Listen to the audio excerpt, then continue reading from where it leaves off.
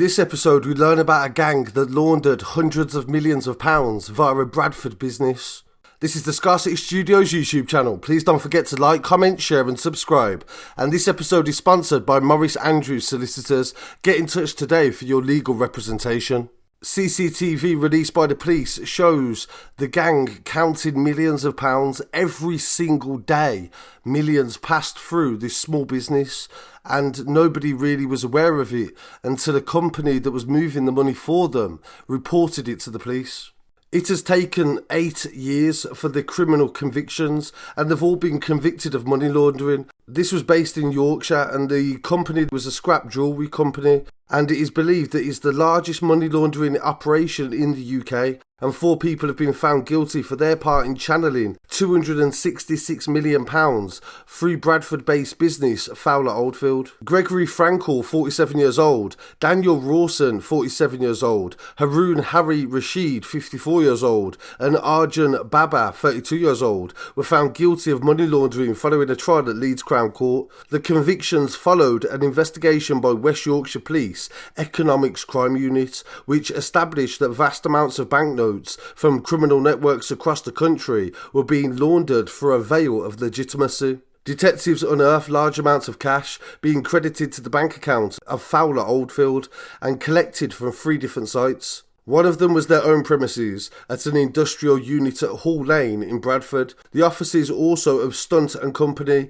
Leconfield House, Curzon St, London and Pure Nine's new house in Hatton Garden, London. During a trial that lasted 19 weeks, the jury heard how the money would arrive at Fowler Oldfield by the sackload, and CCTV footage showed how couriers from as far afield as Glasgow, Manchester and Merseyside would turn up to Bradford carrying large bags filled with banknotes, and all of this the police believe were proceeds of crime. At one stage, an estimated 1.7 million a day was coming into the premises, all of it cash, and it was in sports bags, carrier bags, bags for life, gift-wrapped toy boxes, and even fast food takeaway food containers. It was counted on a professional counting machine and collected by a legitimate cash-in-transit company to deposit it to the bank. The money was largely used to buy gold grain, which is untraceable and easy to conceal than bullion. Much of the gold is then believed to have been taken out of the UK. West Yorkshire Police's Economic Crime Unit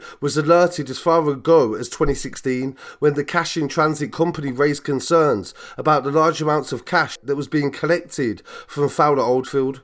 Fowler Oldfield's legitimate business would involve the purchase of scrap jewellery and also included gold in return for cash. However, the business model dramatically changed to receiving and processing cash on a large scale. The rigorous investigation by the Economic Crime Unit involved the forensic analysis of invoices, emails and CCTV footage, over 8,000 hours worth of it. It was calculated that more than 266 million was paid into their accounts from January 2014 to September 2016. Investigators carried out surveillance on the property and discovered criminal cash was arriving to be counted and also banked. The police probe found that from 2014 onwards, Fowler Oldfield saw a substantial increase in the amount of money that was going into its accounts. Originally in 2012, the accounts were set at £11,000 and 1 year later it had risen to £650,000. By 2015, payments into the long-established company grew to £95 million. At times, the amount of cash being banked by the company in one day was said to be similar to a Premier League football club following a big match. Couriers were given a token such as a dollar bill or a £5 note and also a password to identify themselves for proof of delivery. During the trial, the CCTV footage showed the cash being checked by a security expert for bugs or tracking devices, and the investigations between the 2nd of August and 1st of September 2016, the police said there was over 1.7 million cash that came into the offices every day.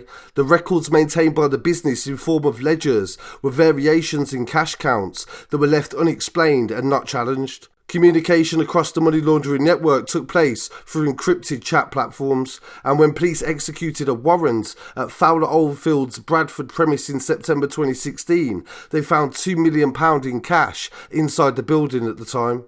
No one has ever came forward to claim any of the money. Speaking after the verdicts, Chief Constable Pat Twiggs from West Yorkshire Police said this was a sophisticated operation designed to launder a substantial amount of money, and it was connected to criminal activity in a number of regions across the UK.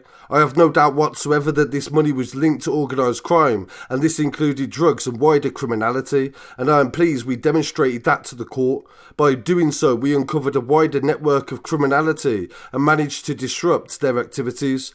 At no point during our investigation did anyone claim any of the money that was seized, and this kind of activity may appear to not have a victim, but there are repercussions that happen to communities by drugs and violence.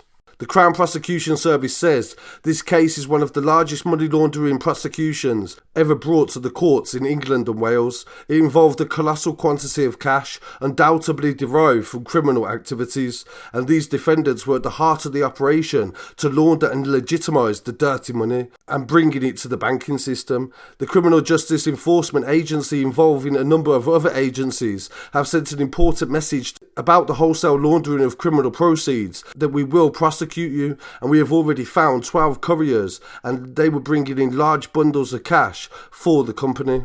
So I thought this story was really interesting, and I'm really looking forward to seeing what these sentences are, because money laundering as a whole doesn't usually carry a very big sentence when you take into consideration the amount of money that we're laundering and also how long this investigation took. 8 years is a lot of money for the government to spend to prosecute these people. So I look forward to hearing what viewers have to say on this story. Please don't forget to like, comment, share and subscribe, and follow on social media as well at Scarcity Studios, and I'll be back again very shortly with some more news.